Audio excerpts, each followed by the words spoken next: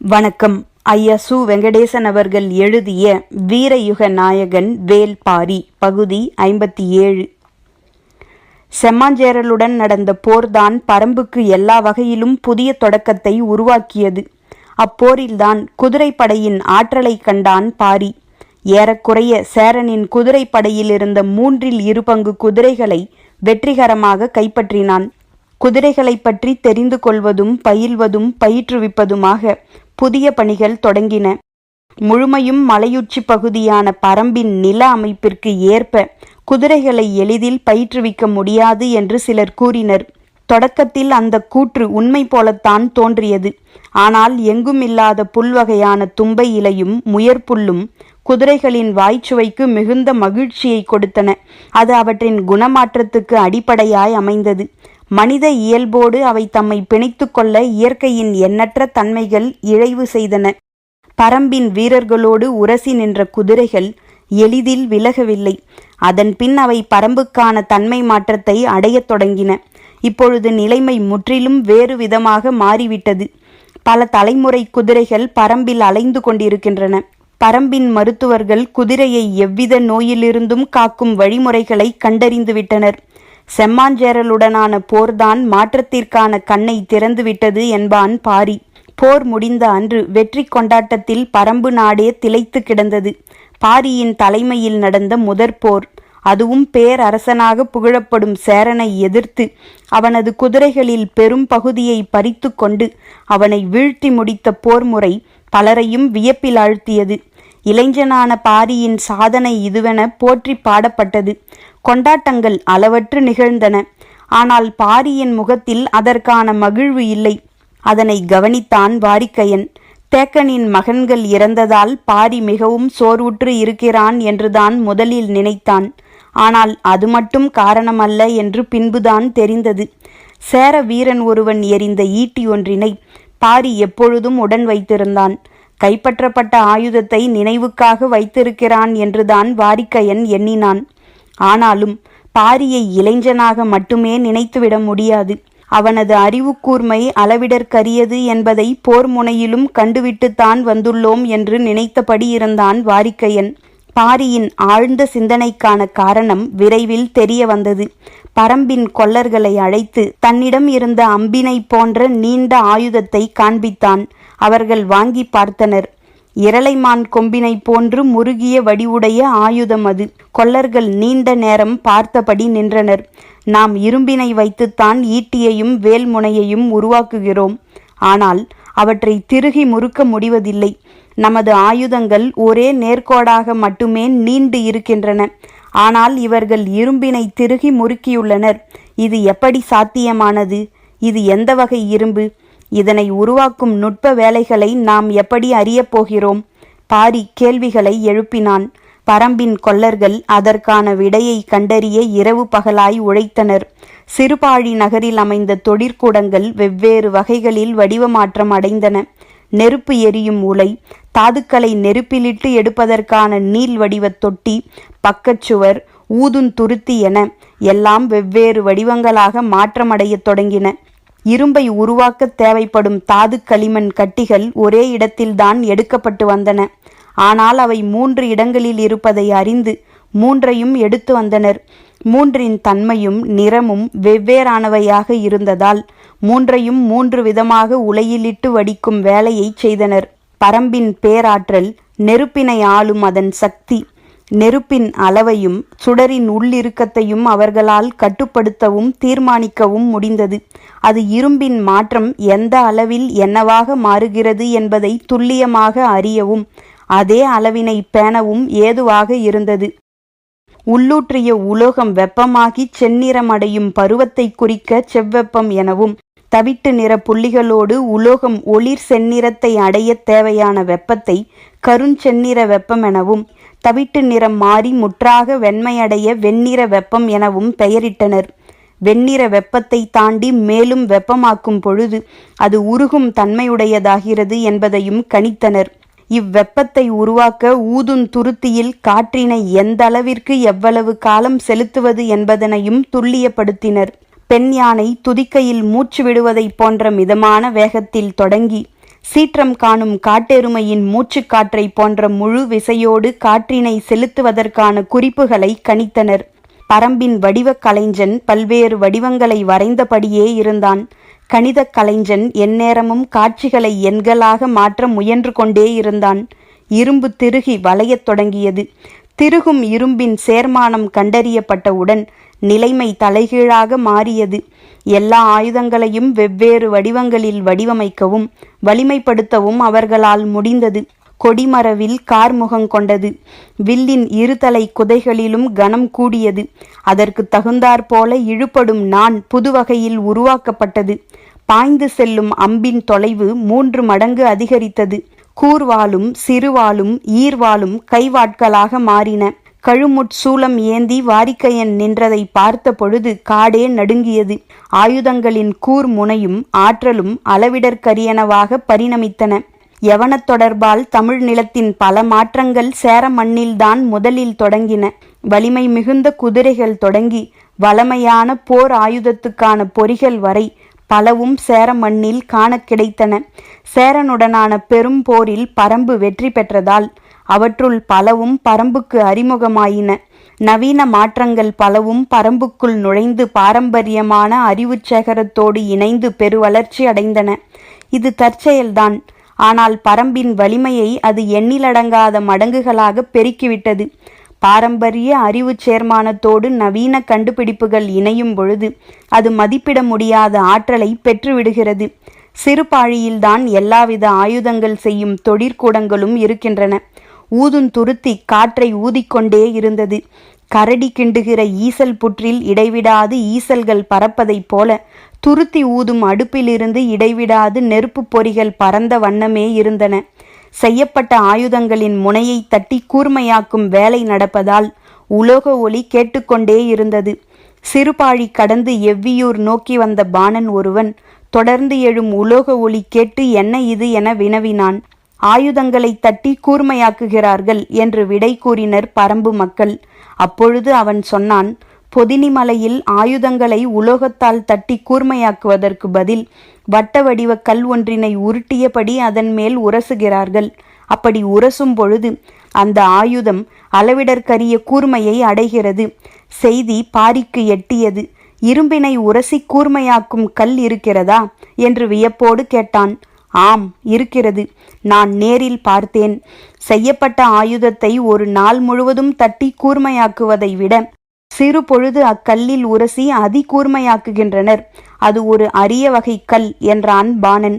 நம்பும்படியாக இல்லையே என்று அவர்கள் ஐயங்கொள்வதை பார்த்தபடி மீண்டும் முதுபாணன் சொன்னான், பொதினிமலையின் வேளிர் குலத் தலைவன் மேழகன் என்னிடமே சொல்லியுள்ளான். இக்கல்லை முதலில் கண்டறிந்தவர்களை காரோடர்கள் என பெயரிட்டு அழைத்தான். நான் அவ்வரிய வகை கல்லை நேரில் பார்த்திருக்கிறேன் என்றான்.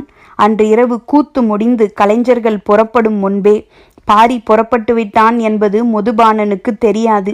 14 வேளிர்குடிகளில் ஒன்றுதான் பொதினிமலை வேளிர்குடி. அவர்களும் தங்களின் ஆதி செல்வத்தை பெரும்பாழியில்தான் வைத்துள்ளனர். அதனை காக்கும் பணியை பரம்பு மக்கள்தான் பார்த்து கொள்கின்றனர். ஆனாலும் தலைமுறைக்கு ஒரு முறையோ இருமுறையோதான் ஆட்களின் முகம் பார்க்கும் வாய்ப்பு கிடைக்கிறது. பாரி மிகவும் இளையவனாதலால் பொதினி மக்களை அவன் பார்த்ததில்லை. ஆனால் அவர்களை பற்றி தந்தை சொல்ல கேட்டுள்ளான். பரம்பின் மூத்த வீரனான வாரிக்கையனும் கூழையனும் சில வீரர்களும் கொல்லர்கள் சிலருமாக மொத்தம் 10 பேர் உடன் வர பொதினி நோக்கி புறப்பட்டான் பாரி. பரம்பு நாட்டுக்கும் பொதினி மலைக்கும் நீண்ட தொலைவு இடைவெளி இருந்தது. பயணம் முடிந்து திரும்ப சில மாதமாகலாம் என சொல்லித்தான் சென்றனர். தென் திசை நோக்கி பயணம் தொடங்கியது.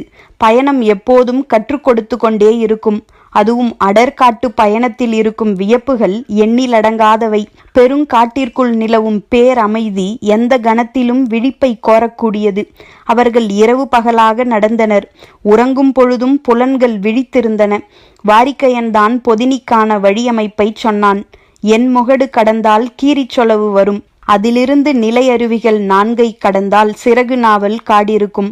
அங்கிருந்து கூப்பிடும் தொலைவில் ஓரிலை தாமரை தெப்பம் உண்டு. தெப்பக்கரையில் நின்று பார்த்தால் ஓடும் ஆறு தெரியும். ஆற்றங்கரையில் கீழ் நோக்கி நடக்க பொதினியை அடைவோம் என்றான். முன்னோர்கள் சொல்லி வைத்துள்ள வழி இது. நாட்கணக்கில் நடந்து எண்முகடு கடந்து கீரிச் சொலவுக்கு வந்து சேர்ந்தனர். அப்பெரும் சொலவு நிறைய கீரிகளே இருந்தன. மண்ணெங்கும் கீரி புழுக்கைகள் கால் வைக்க முடியாதபடி கிடந்தன. அவற்றை கடந்து நிலையருவி அடைந்தனர். மலையெங்கும் ஆங்காங்கே அருவிகள் கொட்டி கொண்டிருந்தன. கோடை மலை என்று அழைக்கப்படும் அம்மலைத்தொடரின் 4ஆம் அருவியை கடந்து சிறகு நாவல் காட்டினை அடைந்தனர். அழகிய நாவல் பழங்கள் எங்கும் உதிர்ந்து கிடந்தன. ஆனால் ஒவ்வொரு பழத்தின் இரு பக்கங்களிலும் சிறகுகளைப் போல இலைகள் ஒட்டியிருந்தன. பாரி இவ்வகை நாவலை பார்த்ததில்லை. நாவலின் சிறகுகளை விரித்து பார்த்தான். உதிரப்போகும் சருகுகளைப் போல இருந்தன. ஆனால் உதிரவில்லை. வாரிக்கையன் சொன்னான், பழங்கள் மரத்தில் இருக்கும் வரை விரிந்த சிறகுகளைப் போல இவ்விரண்டு இலைகளும் பழத்தை ஒட்டி விரிந்திருக்கின்றன. உதிரும் பொழுது கீழே விழுந்து பழம் தெரித்து விடாமல் இருக்க இயற்கை செய்த ஏற்பாடிது. விரிந்த சிறகுகளோடுதான் பழம் மேலிருந்து உதிரும். காற்றில் மிதந்தபடிதான் அது மண்ணை வந்து சேரும். அதனால் பழம் அடிபடாது. அதன் பிறகுதான் இலைகள் காயத் தொடங்குகின்றன. ஆனாலும் ஒரு பொழுதும் இவ்விலைகள் பழத்தை விட்டு உதிராது. பாரி வியப்போடு அதனை பார்த்தான். வாரிக்கையன் சொன்னான், காற்றடி காலத்தில் இப்பழம் மரத்திலிருந்து உதிரும் பொழுது நேராக கீழே விழாமல் நீண்ட தொலைவு காற்றோடு போகிறது. இதன் இலை அமைப்பு எளிதில் தரையிறங்க விடாது. காண்போர் இதனை பறக்கும் பழம் என்று சொல்வர். பாரி வியப்பு குறையாமல் கேட்டுக்கொண்டிருந்த பொழுது கூழையன் சொன்னான், என் கிழவன் இந்த பழத்தை பற்றி ஒரு கதை சொன்னான். இது பெண் பழம் என்றும் இறகு கொண்டு மூடி தன்னை எப்பொழுதும் பாதுகாத்து கொள்ளும் என்றும் பெரும்பாலான பழங்கள் இரவில்தான் உதிரும் என்றும் முழுநிலா இரவில் காற்றில் பறக்கத் தொடங்கும் இப்பழங்கள் பொதினியின் குலமகளை எந்நேரமும் மொய்த்து கிடக்கின்றன. நம்பும்படியாகவா இது இருக்கிறது என்ற கேள்வி எல்லோர் மனதிலும் உதித்தபடிதான் இருந்தது. சிறகு முளைக்கத் தொடங்கும் சிறு குருவி போல உதிர்ந்து கிடக்கும் சிறகு நாவலின் அழகை நீண்ட நேரம் பார்த்து மகிழ்ந்தான் பாரி. அவர்கள் தொடர்ந்து நடந்தனர். வாரிக்கையன் சொன்னான், பொதினியில்தான் மிக அதிக மருத்துவ குடிகள் இருக்கின்றனர். எண்ணற்ற தாவரங்களையும் தாதுக்களையும் அறிந்து அதனை மருந்தாக மாற்றியுள்ளனர். அனைவரும் அதனை வழிமொழிந்தனர். வேளிர் கூட்டத்தில் மருத்துவ அறிவின் உச்சங்கண்டோர் பொதினிவாழ் வேளிர்களே என்று முன்னோர் சொல் கேட்டுள்ளதாக கூழையன் சொன்னான். பேசியபடி ஓரிலை தாமரை தெப்பத்தை கடந்து ஆற்றின் ஓரம் இறங்கத் தொடங்கினர். கீழே இருந்த சிறு குன்றில் குடில்கள் இருப்பது தெரிந்தன. இரவு இங்கே படுத்துறங்கி காலையில் எழுந்து அக்குன்று நோக்கி நடப்போம் என முடிவு செய்தனர். உறங்கும் இரவுகளில் கனவுகளை நிறுத்தும் வல்லமையை மனிதன் ஒருபொழுதும் பெற்றுவிட முடியாது. பழங்கள் பறப்பது நம்பும்படியாகவா இருக்கிறது எனக் கேட்ட பாரியின் கனவில் பழங்கள் பறந்து கொண்டிருந்தன. அவை பொதினியின் குலமகளை அடையுமா என்று அவன் எண்ணிக்கொண்டிருந்த பொழுது காலடியோசை கேட்டபடி இருந்தது. யாரோ நம்மை சுற்றி நிலை கொள்கின்றனர் என்பதை பாரி உணர்ந்தான். ஆனாலும் அசைவின்றி படுத்திருந்தான். பொழுது விடியும் பொழுது பொதினி வீரர்கள் ஆயுதங்களோடு சூழ்ந்திருந்தனர். எழுந்து உட்கார்ந்தான் பாரி. சற்று முன் எழுந்த வாரிக்கையன் அவர்களோடு பேசிக்கொண்டிருந்தான். பாரி கேட்டான், நள்ளிரவே வந்துவிட்டீர்களே, ஏன் அமைதி கொண்டே நின்றீர்கள்? கடம்ப மரத்தின் அடிவாரத்தில் வேலூன்றி படுத்திருப்பவர்களை நாங்கள் தாக்க முடியாதே, காப்பதுதானே எங்களின் கடமை என்றான் வந்துள்ள வீரன். கடம்ப மரம் முருகனின் உறைவிடம். அம்மரத்தின் அடிவாரத்தில் படுத்துறங்குபவர்கள் யாராக இருந்தாலும் அவர்களை காப்பது வேளிர்களின் கடமை. பரம்பின் மக்கள் அங்கு படுத்துறங்கியதும் பொதினி வீரர்கள் அவர்களை காத்து நின்றதும் வேளிர் குலங்களின் காலகாலத்து பழக்கம். வந்துள்ளது யாரென விசாரித்துவிட்டு பொதினி தலைவன் மேழகனுக்கு செய்தி சொல்ல வீரர்கள் ஓடினர். வேல்பாரி வந்துள்ளான் என்று செய்தி சொல்லப்பட்டது. செம்மாஞ்சேரலுடனான போர் பாரியின் பெயரை நிலமெங்கும் கொண்டு போய் சேர்த்துவிட்டது. பொதினி தலைவன் மேழகன் பாரியை எதிர்கொண்டு வரவேற்க மலையேறி வந்தான். பொதினி தலைவனுக்கு கொடுப்பதற்காக பரம்பின் ஆதிக்கல்லான ஆலப்பனை கல்லினை மூங்கிற்குடுவை நிறைய எடுத்து வந்திருந்தனர். எதிர்வந்த மேழகனோ பொதினியின் பூர்வக்கல்லான ஐஞ்சுவை கல்லினை கொடுத்து வரவேற்றான். நான் நினைத்ததை விட இளைஞனாகவும் மாவீரனுக்குரிய உடல் தகுதியோடும் பாரி இருக்கிறான் என்று மேழகன் புகழ்மாலை சூடியபடி இருந்தான். வரவேற்பும் விருந்துமாக பின்வந்த நாள்கள் கழிந்தன. செங்கார் சேவல் அடித்து மேழகன் தொடர்ந்து விருந்து வைத்தான். விருந்தின் சுவையில் மகிழ்ந்த பாரி 3ஆம் நாள்தான் தான் வந்த நோக்கத்தை தெரிவித்தான். மேழகன் சற்றே வியந்தான். இச்செய்தி அதற்குள் அங்கு எப்படி போனது என சிந்தித்தபடியே சொன்னான்.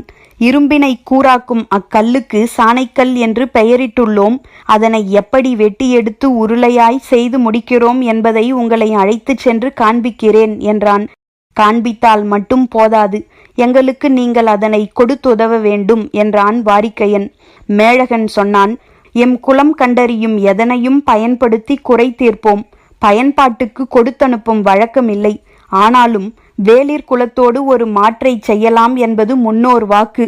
எனவே நீங்கள் கேட்கும் ஒன்றினை என்னால் தர முடியும் என்றான். மேழகனின் சொல் கேட்டு எல்லோரும் மகிழ்ந்தனர். சாணைக்கல்லினை பெற்று செல்ல இருந்த தடை அகன்றது. மறுநாள் சாணைக்கல் இருக்கும் இடத்துக்கு சென்றனர். அதனை எடுத்து அரக்கு கலந்து ஓர் உருளையாக மாற்றி காய வைக்கின்றனர். நன்றாக காய 1 வாரம் ஆகும் என்றார் மேழகன். காத்திருந்து பெற்று செல்கிறோம் என்று பொறுத்திருந்தனர். நாள்தோறும் பொதினிமலை மருத்துவர்களின் செயல்களையும் தொழில் கலைஞர்களின் செயல்களையும் அவர்கள் கூர்ந்து கவனித்து வந்தனர். ஆனால் பாரி வேறொன்றை கவனித்தபடி இருந்தான். வந்த அன்றே மேழகன் மகள் ஆதினியை பார்த்துவிட்டான். ஆனால் பாரியின் கவனம் முழுவதும் சாணைக்கல்லின் மீதே இருந்ததால் வேறு பக்கம் திசை திரும்பவில்லை. பலமுறை ஆதினியின் கண்கள் பாரியை கடந்து போக முடியாமல் தவித்ததை மற்றவர்கள் பார்த்தனர். சாணைக்கல்லினை தருவதாக மேழகன் சொன்ன பின்னர்தான் பாரிக்கு வேறு சிந்தனையின் பக்கம் எண்ணங்கள் போகத் தொடங்கின. ஆனால் அதன்பின் ஆதினி பாரியின் பக்கம் திரும்பிக் கூட பார்க்கவில்லை. ஏன் இந்த மாற்றம் என்று அவள் தோழிகளுக்கு விளங்காததைப் போல பாரிக்கும் விளங்கவில்லை. சற்றே குழப்பத்தில்தான் இருந்தான் பாரி. அவள் தன்னை தவிர்க்கத் தொடங்கிய பிறகுதான் அவளை பார்த்தாக வேண்டும் என்ற வேட்கை அதிகரிக்கத் தொடங்கியது. ஆதினியோ அவன் கண்ணீர் படாமல் கடந்து கொண்டிருந்தாள். அவள் தவிர்க்கும் கணமெல்லாம் தவிப்பு மேலெழுந்தபடி இருந்தது. பாரியை தவிர மற்ற அனைவரும் பக்கத்தில் இருந்த மருத்துவ குடியிருப்புக்கு போயிருந்தனர். வாரிக்கையனும் கூழையனும் ஆளுக்கு ஒரு பக்கமாக போய் பார்த்து வருவோம் என்று சொல்லி இரு கூறாக பிரிந்து சென்றனர். கூழையன் போன திசையில் எரியும் நெருப்பின் மேல் சிரட்டையை வைத்து அதில் நீரூற்றி மருந்தினை காய்ச்சி கொண்டிருந்தார் மருத்துவர். அதனை பார்த்த கூழையனுக்கும் மற்றவர்களுக்கும் பெரும் வியப்பாக இருந்தது. நெருப்பில் சிரட்டை எரியாமல் எப்படி இருக்கிறது, நீர் எப்படி கொதிக்கிறது என கேட்டனர். அம்மருத்துவர் சொன்னார், பிரண்டையின் மேல் சிரட்டையை நன்றாக தேய்த்து காய வைக்க வேண்டும். பின்னர் சிரட்டையை பக்குவமான சிறு நெருப்பிலே வைத்தால் சிரட்டை எரியாது, உள்ளே இருக்கும் நீர்தான் கொதிக்கும் என்றார். பிரண்டை நெருப்பை கடத்தும் ஆற்றலோடு இருப்பதை அம்மருத்துவன் எளிய முறையிலே சொல்வதை வாய்ப்பிளந்து கேட்டுக்கொண்டிருந்தனர் கூழையன் கூட்டத்தினர். வாரிக்கையனோடு போனவர்கள் அவ்வூர் முழுவதும் சுற்றி வந்து ஒரு குடிலில் உட்கார்ந்தனர். தாகமாக இருந்ததால் குடிக்க நீர் கேட்டான் ஒருவன். உள்ளிருந்த பெரியம்மா ஒருத்தி, சிறிது பொறப்பா, எலிக்கு தீனி வைத்துவிட்டு வருகிறேன் எனச் சொல்லி உள்ளே போனாள். இவர்கள் உட்கார்ந்திருந்த இடத்தின் ஓரம் பெரும் பூனை ஒன்று நின்று கொண்டிருந்தது. பூனை இருக்கும் இடத்தில் எப்படி எலிக்கு தீனி போடுவாள் என குழம்பிக் கொண்டிருக்கையிலே கை நிறைய பயறுகளை எடுத்து வந்து வாசலோரம் தூவிவிட்டாள். செடி கொடிகளின் இடுக்குகளில் இருந்து 7-8 எலிகள் வந்து அதனை மேயத் தொடங்கின. பூனை அவற்றின் மீது பாயப்போகிறது என நினைத்து சற்றே பதற்றத்தில் வாரிக்கையனும் மற்றவர்களும் உட்கார்ந்திருந்தனர். ஆனால் பூனை எதுவும் செய்யாமல் அப்படியே இருந்தது. வாரிக்கையன் பேரதிர்ச்சிக்கு உள்ளானான். எலியை விரட்டி பிடிக்காத பூனை எப்படி இருக்க முடியும்? அவனால் நம்பவே முடியவில்லை. மேலும் கீழுமாக பார்த்து விழித்து கொண்டிருந்தான். பெரியம்மா குவளையில் தண்ணீர் கொண்டு வரும்பொழுது வாரிக்கையன் கேட்டான், இந்த பூனை ஏன் எலியை பிடிக்காமல் உட்கார்ந்திருக்கிறது? இதென்ன கேள்வி? அந்த பூனைக்கு அருகில் இருப்பது என்ன செடி? வாரிக்கையனும் மற்றவர்களும் அந்த செடியை உற்று பார்த்தனர். அவர்களால் அது என்ன செடி என கண்டறிய முடியவில்லை. அவர்கள் விழிப்பதை பார்த்தே அவள் சொன்னாள், அது பூனை வணங்கி. அவர்களுக்கு அப்பொழுதும் புரியவில்லை. அந்த செடியின் வாசனை பட்டால் சிறிது நேரம் பூனைக்கு மயக்கம் வந்துவிடும். அதனால் எதுவும் செய்ய முடியாது. அப்படியே உட்கார்ந்துவிடும். எலிக்கு தீனி வைக்கும் முன் பூனைக்கு அந்த செடியின் அடிவாரத்தில் சிறிது உணவு வைத்தால் போதும். தின்று முடித்தவுடன் மயங்கி உட்கார்ந்துவிடும். அப்பொழுது எலிகளுக்கு உணவிட்டால் அவை வந்து மேய்ந்துவிட்டு போகின்றன என்று சொல்லிச் சென்றாள். வாரிக்கையனுக்கும் மற்றவர்களுக்கும் வாய் பேச எதுவும் இல்லை. ஊர் விட்டு வெளியேறி அவர்கள் வந்த பொழுது கூழையனும் மற்றவர்களும் வந்து கொண்டிருந்தனர்.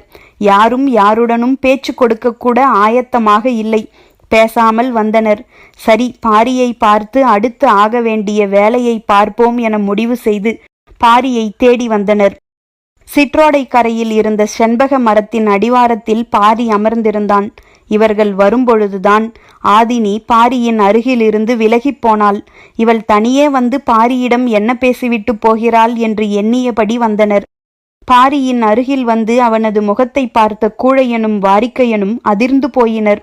நெருப்பில் சிரட்டை எரியாமல் இருப்பதை பார்த்த பொழுது கூழையன் முகமும், எலியின் மீது பூனை பாயாமல் இருந்த பொழுது வாரிக்கையன் முகமும் எப்படி இருந்தனவோ அவற்றை விட அதிக மிரட்சியோடு இருந்தது பாரியின் முகம். என்னதான் செய்துவிட்டு போனாள் ஆதினி? பரம்பின் குரல் ஒலிக்கும்.